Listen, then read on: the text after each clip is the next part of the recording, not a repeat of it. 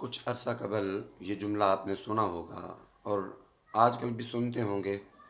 کہ میرا جسم میری مرضی۔ اسی ٹائپ کا ایک جملہ اور بولا جاتا ہے، میں جو مرضی کروں، جو میرا دل آئے گا میں وہی کروں گا یا وہی کروں گی۔ تو آیا کہ یہ جو باتیں ہم کرتے ہیں شریعت کے لحاظ سے یہ باتیں کرنا ٹھیک ہے یا نہیں؟ آئیے اس بات کو سمجھنے کے لیے قرآن کی سورہ انعام کی آیت نمبر 116 کا مطالعہ کرتے ہیں۔ اعوذ باللہ من الشیطان الرجیم، بسم اللہ الرحمن الرحیم۔ وَإِن اور اگر تُطِعْ تو اطاعت کرے اکثر زیادہ کی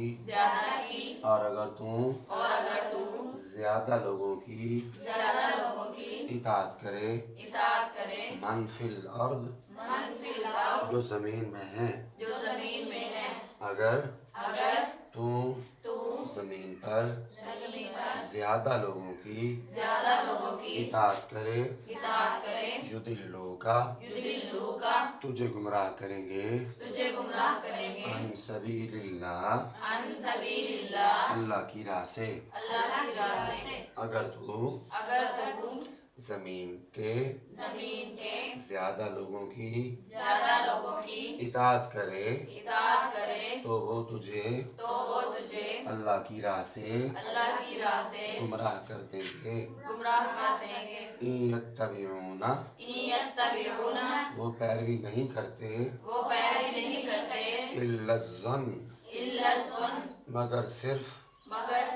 گمان کی، وہ اپنے گمان کی پیروی کرتے ہیں۔ وَإِنْهُمْ اور وہ نہیں ہے الا مگر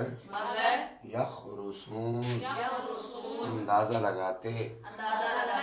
مگر وہ صرف اندازہ لگاتے ہیں، مگر وہ صرف اندازہ لگاتے ہیں۔ تو اس آیت میں اگر ہم غور کریں تو ابتدا میں جو بات کی گئی ہے اس سے قبل جتنی آیتیں ہم نے پڑھی ہیں وہ اللہ تعالیٰ نے اس میں سیدنا محمد رسول اللہ صلی اللہ علیہ وسلم کی نبوت پر جو کفار کو شبہات تھے ان کا جواب دیا اللہ تعالیٰ نے، ٹھیک ہے۔ اور اس کے بعد فرمایا جب ان پر حق واضح ہو گیا، پھر بھی اگر کوئی سیدنا محمد الرسول اللہ صلی اللہ علیہ وسلم کی نبوت کا انکار کرتا ہے تو پھر وہ آپ کے پیغام کو پھر بھی نہیں مانتا تو وہ صرف محض اپنے گمان کی پیروی کر رہا ہے۔ مطلب کیا ہے کہ وہ اپنے دل کی بات پہ اٹکا ہوا ہے، وہ اللہ اور اس کے رسول کی بات کو فالو نہیں کر رہا، اور ایسا کرنے والا گمراہ ہوتا ہے، ایسا کہنے والا گمراہ ہوتا ہے۔ جو ابتدا میں نے کوسچن ریز کیا، اٹھایا، کیا مطلب ہے اس کا کہ جب ہم یہ کہتے ہیں کہ جو میرا دل آئے گا میں وہ کروں گا، میں کسی کا پابند تھوڑی ہوں، میں نہیں جانتا شریعت کیا ہے، میرا جسم ہے اب میری مرضی ہے، میرا دل ہے میری مرضی ہے، میں جو چاہوں کروں، مجھے کون روک سکتا ہے؟ تو یہ متکبرانہ جملہ اور یہ گمراہ کن جملے آج کے سوشل میڈیا کا ٹرینڈ بنے ہوئے ہیں، اور ہماری جنریشن اس کی گرداب میں پھنسی جا رہی ہے، اور وہ یہ سمجھتی ہے کہ ہم جو ہیں مطلق العنان ہیں، ہمیں کوئی پوچھنے والا نہیں ہے، کوئی ہمیں روکنے والا نہیں ہے، جو مرضی کرتے پھریں۔ بات یاد رکھیے، اس سے کچھ عرصہ قبل میں نے آپ سے کہا تھا اگر ہم اللہ اور اس کے رسول کی فرما برداری کرتے ہیں، مطلب اگر ہم لا الہ کہہ دیتے ہیں، لا الہ کہتے ہیں، اسلام میں داخل ہوتے ہیں،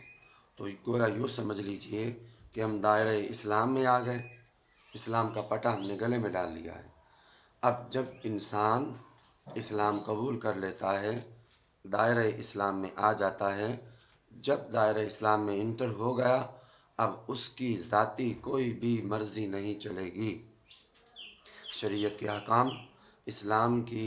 جو بنیادی عقائد ہیں، اب اس کے اتباع، اس کو فالو کرنا اس پہ لازم ہے، اب اس کو ماننا لازم ہے۔ بات کی سمجھ آ رہی ہے؟ جو شخص دائرہ اسلام میں داخل ہو گیا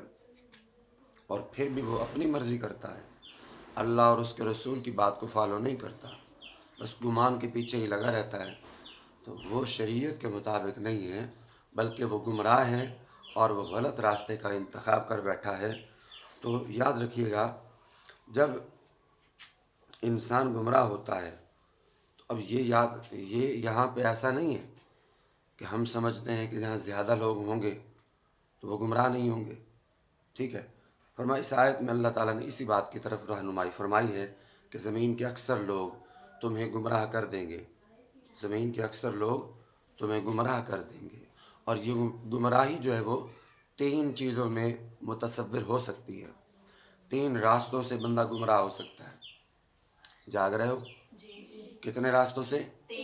آپ بھی توجہ کے ساتھ سنیے گا کہ 3 راستوں سے انسان گمراہ ہوتا ہے۔ سب سے پہلا راستہ جس کے بارے میں بتایا گیا کہ یہ ہے کہ کوئی شخص خدا کے وجود کو نہ مانے، خدا کے وجود کو نہ مانے، جیسے ایک مذہب ہے دہریہ، وہ اللہ کے وجود کو نہیں مانتے، یا کوئی بندہ کہے کہ ایک خدا نہیں ہے، کئی خدا ہیں، ایسے جیسے مشرکین مکہ مانتے تھے اور بت پرست، یا اسی طرح یا وہ لوگ جو خدا کا بیٹا مانتے ہیں جیسے عیسائی اور یہودی، عیسائی حضرت عیسیٰ کو اور یہودی حضرت عزیر علیہ السلام کو اللہ کا بیٹا مانتے ہیں۔ الوہیت کے اعتبار سے، یعنی میں نے آپ سے کہا کہ 3 چیزوں سے انسان کی گمراہی متصور ہو سکتی ہے، ان میں سے پہلی چیز تھی وہی الوہیت۔ کیا ہے؟ الوہیت، الوہیت کے اعتقاد میں، اور دوسری ہے نبوت کے اعتقاد میں۔ الوہیت کے اعتقاد میں، اور دوسری کیا ہے؟ نبوت کے اعتقاد میں، اور تیسری ہے احکام شرعیہ کے اعتقاد میں۔ 3 چیزیں ڈیفائن کر دیں، کون کون سی؟ الوہیت کے اعتقاد میں، دوسری کیا ہوئی؟ نبوت کے اعتقاد میں، اور تیسری کیا ہوئی؟ احکام شریعت کے اعتقاد میں۔ الوہیت کے اعتقاد میں نے آپ کے سامنے بات رکھی، کیا ہے؟ کہ اللہ رب العالمین کے بارے میں انسان کا عقیدہ کہ یہ ہو کہ وہ اللہ کا وجود نہ مانے، جیسے دہریے اللہ کا وجود نہیں مانتے، یا متعدد خدا مانے، جیسے بت پرست جو ہیں وہ اللہ کے سوا بھی اور کئی معبود مانتے ہیں، یا جو ہے وہ لوگ جو خدا کے بیٹے کے عقیدہ رکھتے ہیں کہ اللہ کا بیٹا ہے، جیسے عیسائی حضرت عیسیٰ کو اور یہودی حضرت عزیر کو۔ اسی طرح نبوت کے اعتقاد میں گمراہی کیسے آتی ہے؟ نبوت کا اعتقاد اس اعتبار سے گمراہ بندہ کیسے ہوتا ہے؟ یعنی یہ ہے کہ مطلقاً نبی کو نہ مانے، کہ انسان سرے سے ماننے ہی نہیں، کہے کہ نبی ہیں ہی کوئی نہیں، یہ نبوت کے اعتقاد میں گمراہی ہے۔ بات کی سمجھ آ رہی ہے؟ کیا گمراہی ہے؟ کہ بندہ سرے سے نبیوں کے تصور کو، وجود کو مانے ہی کوئی نہ، جیسے کہ یہ بات ہندو جو ہیں وہ کسی نبی کے قائل نہیں ہے، نہیں مانتے۔ اسی طرح سکھ اور بدھ مت جو ہے وہ مذہب والے، یا بندہ یہ کہے کہ سیدنا محمد الرسول اللہ کے آنے اور ختم نبوت کے بعد کسی اور نبی کی بعثت کا اعتقاد رکھے، نبی کریم علیہ السلام کے بعد اور بھی کوئی نبی آئے گا، ٹھیک ہے، نبی کریم علیہ السلام کی ختم نبوت کے بعد بھی کوئی بندہ یہ کہے کہ اور نبی آئے گا یا آ سکتا ہے، تو یہ بھی نبوت کے اعتقاد میں گمراہی ہے۔ اسے جیسے مرزائی مانتے ہیں، بہائی ایک مذہب ہے، وہ مانتا ہے کہ ختم نبوت کے بعد بھی نبی آ سکتے ہیں، جبکہ ہمارا عقیدہ، اسلام کا عقیدہ یہ ہے، اللہ اور اس کے رسول کی طرف سے دیا گیا عقیدہ کیا ہے کہ اللہ نے نبوت کے دروازے کو کریم آقا علیہ السلام پر بند فرما دیا، آپ کے بعد کوئی بھی نبی اس کائنات میں نہیں آ سکتا۔ یا اسی طرح جناب محمد الرسول اللہ صلی اللہ علیہ وسلم کے اصحاب پر کوئی لعنت بھیجے، ان کو کوئی گالیاں دے، جیسے کہ رافضی اللہ کے رسول کے اصحاب کو گالیاں دیتے ہیں، ان پر لعنت بھیجتے ہیں، یا اسی طرح آپ کی آل کو برا مانے، برا کہے، جیسے ناسبی کہتے ہیں، یا دونوں کو برا کہنے والا، آل کو بھی برا کہے، اصحاب کو بھی برا کہے، جیسے خارجی کہتے ہیں، ٹھیک ہے۔ اسی طرح یا رسول اللہ صلی اللہ علیہ وسلم کی بے ادبی کرنے والا ہو، اور آپ کی زیارت کے لیے مدینہ طیبہ کے سفر کو حرام قرار دے کہ ادھر نہیں جانا چاہیے، اس طرح کے اعتقاد، اور آپ کے فضائل اور کمالات کو کم کرنے کی بات کرتا ہو، آپ کے کمال اور فضائل کو چھپانے کی بات کرتا ہو، اور آپ کے بشر ہونے کا انکار کرتا ہو، تو یہ نبوت کے اعتقاد میں کیا ہے؟ گمراہی ہے۔ نبوت کے اعتقاد میں کیا ہے؟ اسی طرح تیسرا ہے احکام شرعیہ میں اعتقاد کے اندر گمراہی، کہ جس کام کو اللہ کے نبی نے احکام شریعت کے اعتقاد میں گمراہی کیسے ہوتی ہے؟ کہ وہ کام جس کو اللہ کے نبی نے حرام قرار دیا، وہ کام جس کو اللہ کے نبی نے حرام قرار دیا، بندہ اس کو مستحب مانے، کیا کہ وہ کرنا چاہیے، حالانکہ اللہ کے نبی نے اسے کیا کیا ہے؟ حرام۔ ایسا جیسے جو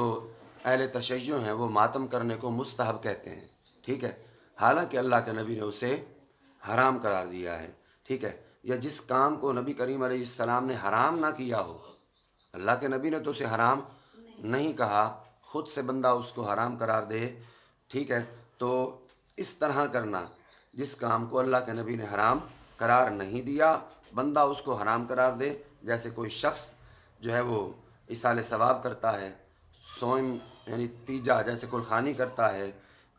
40واں کرتا ہے، سال بعد عرس کی محافل کرتا ہے، ایصال ثواب کی محفلیں کرتا ہے، میلاد کے فضائل بیان کرتا ہے، میلاد کی محفلیں سجاتا ہے، اب یہ وہ باتیں ہیں جن کو اللہ کے نبی نے حرام نہیں کہا، اور کوئی اور اس کو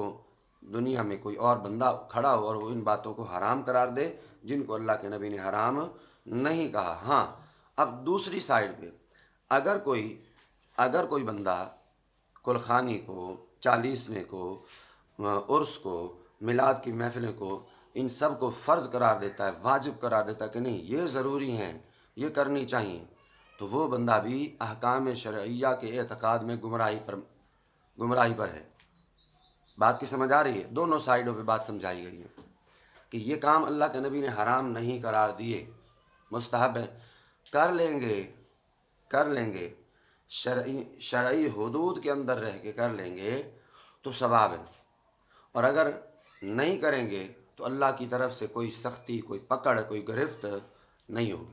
مستحب کام میں یہ بات یاد رکھیے گا، کیا ہوتا ہے؟ کر لیں گے فائدہ ہے، نہیں کریں گے تو گناہ نہیں ہے، اور اس پر کوئی اللہ کی طرف سے وعید نہیں ہے۔ اور دوسری سائڈ پہ اگر بندہ کہے کہ نہیں یہ کرنا ہے، یہ فرض ہے، ہمیں ہر حال میں کرنا ہے، جیسے ہمارے گھروں میں یہ ہوتا ہے کہ دیکھو جی کلخانی نہ کی ہم نے تو لوگ کیا کہیں گے کہ بھائی ان کا جو گھر سے رخصت ہوا ہے، ان کے والد رخصت ہوئے، والدہ یہ تو انتظار میں بیٹھے تھے، مرے ہماری جان چھوٹے، باپ کے ختم بھی نہ دلوا سکے، باپ کے لیے کھانا بھی نہ بنا سکے، اب وہ کر رہا ہے اس لحاظ سے کہ فرض سمجھ کے، واجب سمجھ کے، تو یہ بھی شریعت کے اعتقاد میں گمراہی پر مبنی بات ہے۔ تو بات یاد رکھیں کہ وہ عقائد اور وہ نظریات جو اسلام نے ہمیں دیے ہیں، جو قرآن نے ہمیں دیے ہیں، ان پر چلنا یہ ہے اللہ اور اس کے رسول کی اطاعت، اور وہ باتیں جو انسان کے دل میں آئیں، انسان اپنی منچاہی باتیں کرتا رہے، اپنی دل کی مرضی کرتا رہے، جب وہ اپنی مرضی کی مبنی باتیں کرتا ہے تو اسلام اپنی مرضی پہ چلنے کا نام نہیں ہے۔ بات آخری کر رہا ہوں، سنیے گا، اسلام اپنی مرضی پر چلنے کا نام نہیں ہے، اسلام نام ہے اللہ اور اس کے رسول کی اطاعت اور فرما برداری کا، جو اللہ اور اس کے رسول کہیں گے وہ کرنا، اور جس سے وہ منع کرے اس سے رک جانا، یہ اسلام ہے۔ اللہ رب العالمین ہمیں اس پر عمل کرنے کی توفیق نصیب فرمائے۔ وآخر دعوانا